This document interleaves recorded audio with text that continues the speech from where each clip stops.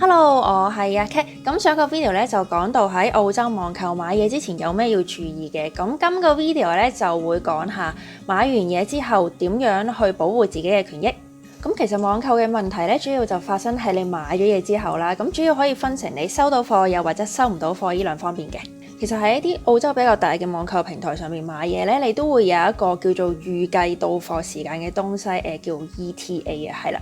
咁正常嚟講咧，過咗最遲到貨時間而你都收唔到貨嘅話咧，你就可以揾個平台去處理啦。今次又係用 eBay 去講啦，咁打開 Purchase History 之後咧，就可以揾到你冇收到貨嗰張訂單啦。我想講喺呢度留 feedback 嘅問題，一般好一啲嘅商戶咧都幾在意佢哋嘅 feedback 嘅，佢哋個 feedback score 咧其實係可能影響到佢哋嘅生意額嘅。所以咧，我一般喺確定件產品完全冇問題之前咧，我係唔會留個 feedback 嘅，因為如果件產品真係出現咗問題，呢一個 feedback 好可能係成為你同個商戶談判嘅其中一個籌碼。eBay 咧就有一個叫做30日購物保障嘅嘢，喺預計到貨日期最後嗰日起計30日內咧都可以揾 eBay 去解決問題嘅。收唔到貨嘅話咧，可以喺度 click I didn't receive it。開咗個 request 之後，就可以喺系統入邊同商戶對話啦。咁如果對話解決唔到問題嘅話咧，你就可以喺呢個 request 開咗3個工作天之後咧，直接叫 eBay 去裁決嘅。咁喺個 request 入邊咧就會出現一個叫做 Ask eBay to step in 嘅一段字，咁你就可以撳入去，咁就會有專人去跟進你個個案噶啦。如果你係聯繫咗 eBay 去處理你個個案嘅話咧，大部分係可以得到全款嘅退款嘅。但係要提大家，呢一個 request 咧，每張單淨係可以開一次嘅啫，所以就唔好無啦啦 close 咗佢啦。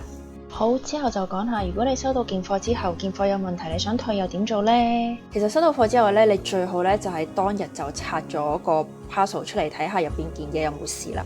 如果你想退嘅話咧，就可以開一個叫做 return request 咁嘅嘢，喺你收到件貨嘅30日內咧都可以開嘅。要退貨嘅話咧，可以喺度揀 return the item。click 入去之後咧，就可以揀退貨嘅原因啦。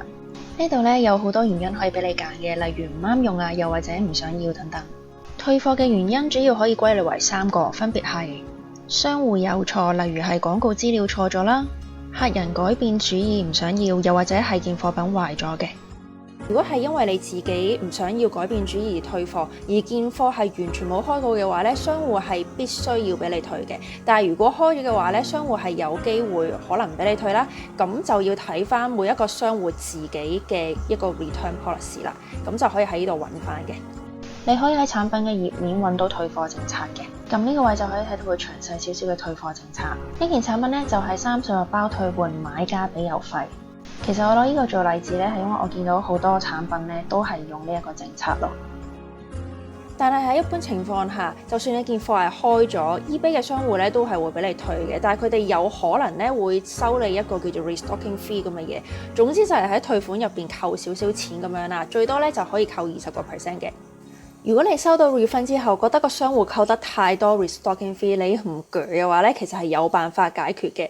係啦，咁而家大家又記得要俾個 like 我啦，因為我講落去咧，有啲商戶可能會 diss 我嘅。咁其實遇到啲咁嘅情況咧，大家就可以係喺呢度都係 ask eBay to step in， 又係非正式統計啦。喺好多情況下，如果你係將件貨所有嘢都寄翻俾個商戶之後，你再 ask eBay to step in 嘅話咧，其實 eBay 咧都會係判個 buyer 去贏，咁就拎到 full refund 嘅。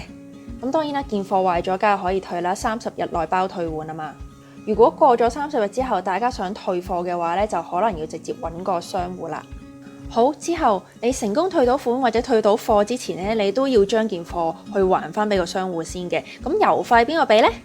其實呢個咧就要睇翻商戶佢自己寫咗嗰個return policy 啦。你退件貨之前咧，一定要同個商戶去聯繫。咁點解呢？因為有陣時嗰啲商戶咧可能會有 Australia Post 嘅 business account。咁如果佢哋有嘅話咧，佢哋可以俾一張叫做 return label 咁嘅嘢俾你。咁嗰張 return label 你拎住佢，係咁擺落你個郵包上邊，直接咧去 Australia Post 或者擺落郵箱咧，咁就寄咗㗎啦。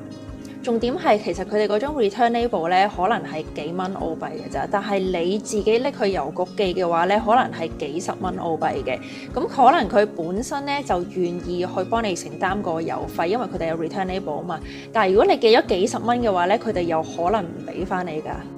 好，咁到最後啦，如果你去一般商戶嘅網頁買嘢而又冇用 PayPal 嘅話呢，其實你有咩問題都淨係可以揾翻個商戶嘅啫。咁傾唔掂數點算呢？可以去消委會度投訴嘅。咁澳洲嘅消委會就係 ACCC 啦。你去咗 ACCC 投訴之後呢，就會有專人去跟進你個個案啦。最差嘅情況呢，就係會打官司。